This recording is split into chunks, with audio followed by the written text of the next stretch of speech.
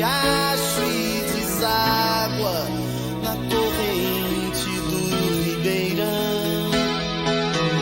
Águas escuras dos rios que levam a fertilidade ao sertão. Águas que banham aldeias e matam a sede da população.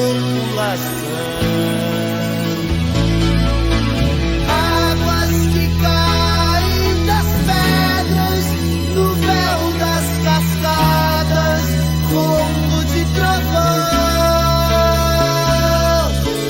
E depois dormem tranquilas no leito dos lagos. No leito dos lagos.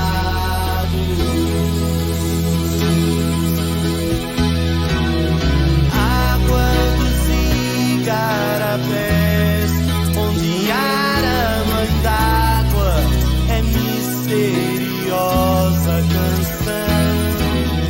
Água que o sol evapora, pro céu vai embora, virar nuvens de algodão.